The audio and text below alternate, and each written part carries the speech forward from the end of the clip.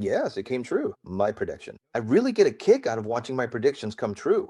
People accuse me saying, you make predictions, but none come true. People think if I say something and it doesn't happen immediately, it's a failure.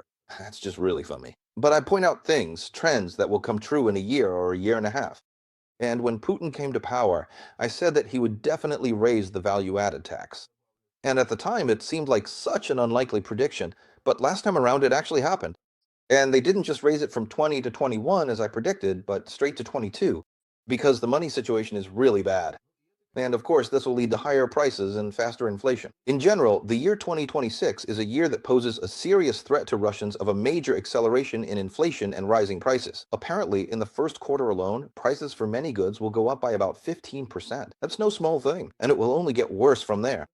So overall, the situation is such that all of this, it's being set up to collect more money for the budget, to rob the population.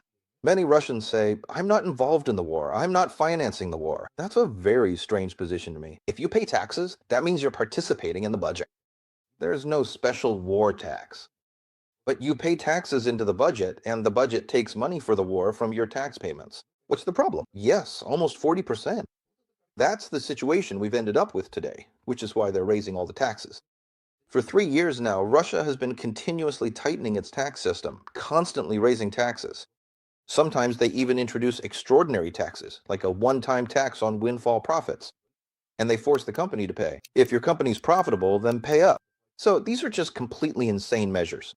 But there's no money for the war. And so 2026 is shaping up to be, how should I put it, a pretty scary year for Russia, because the financial situation in 2026 is unclear to anyone. It's just not clear to anyone. The documents, all the financial paperwork, it's all fake, worthless, meaningless. They don't mean anything. They don't prove anything. They don't convince anyone. These are absolutely bogus documents, adopted just for the sake of having something on paper, but they don't mean that anything will actually happen. And where Putin will get money for the war in 2026 is completely unclear. Of course, he's robbing the population in every possible way, but it's still not enough money. That's why we don't know how Russia will make it through 2026 or whether the Russian state might start to crack as early as 2026 because there's a severe shortage of money in the budget. Yeah, especially since they're also taking money from the housing and utilities budget to fund the military industrial complex.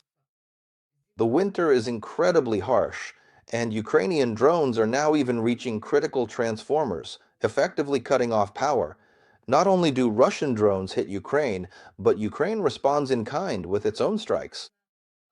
They're also letting Russians feel just how much they love their brotherly nation. There's basically no money to rebuild, to be honest. The This is a really interesting situation. The thing is, there's a tricky setup in Russia. Look, housing and utilities is generally a sphere funded at the local or regional level. You get it, right? But Russia doesn't have money for that. And when an accident happens, the money for repairs comes from the federal budget. That's why for regional authorities, these attacks, these disasters, they're a godsend. They get budget money for this. But the budget needs to have federal funds for it. Let me repeat that. You're in a situation where there's absolutely no money. Right now, the main question is whether Russia will spend the remaining money from the National Wealth Fund this year or not.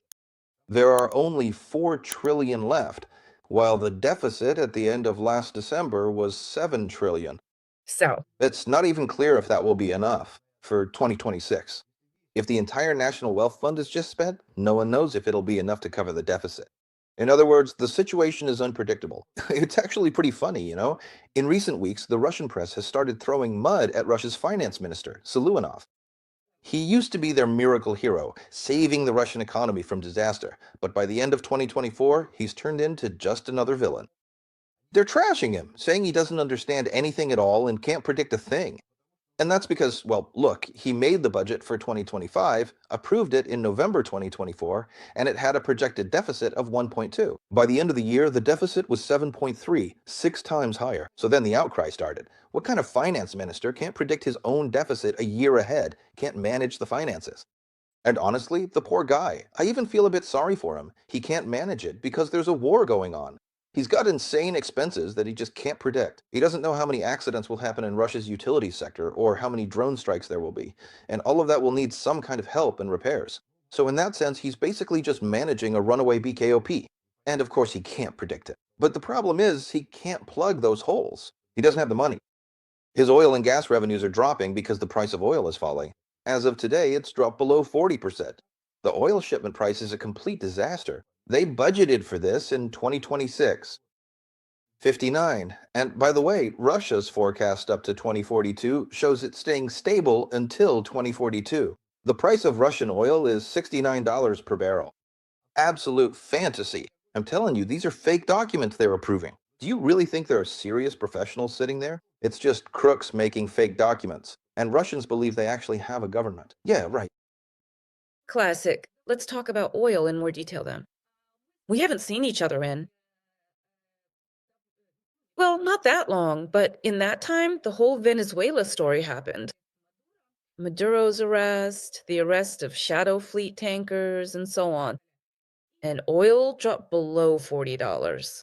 So basically, Trump is waging his own war, and it's affecting the Russian economy, which in turn could mean the breakup of Russia, like we discussed earlier, as we said.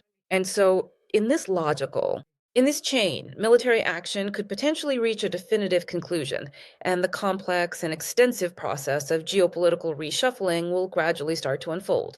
Look, Kettle, I just shift the emphasis a bit. Trump isn't waging war against Russia. He's fighting for the oil market, and Russia just happens to be losing in this war. That's about it. So the priorities are a bit different. I don't think he's particularly concerned about the fate of Russia or even Ukraine. That's just not the point. What he needs is to expand the market for American oil production. And he is systematically destroying the Russian oil industry, systematically depriving Russia of oil revenues, and working to push Russia out of the global oil market at all. I said this would happen sometime around 2023, and people laughed at me, saying, "You don't understand anything. Without Russia, the global oil industry will die. The oil market will collapse, prices will go crazy, and no politician will allow that. No one will give up Russian oil. Are you out of your mind?" Well, time goes on, and my predictions are coming true. For Russia, this is a pretty scary topic. But what can you do? That's just how it is. Look, Russia is losing the oil market because everyone is trying to take that market for themselves. The Americans are doing this very consistently. In the end, let's just state the facts. They've completely pushed Russia out of the European market. They forced Europe to sign a 5-year commitment to buy American oil and gas. They're putting a lot of pressure on them. They're putting pressure on Turkey, and it's working.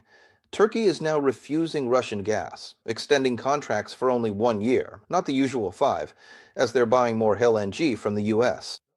So there's a lot of pressure, and now they're putting pressure on India too. As you know, they just introduced these additional tariffs of 25%.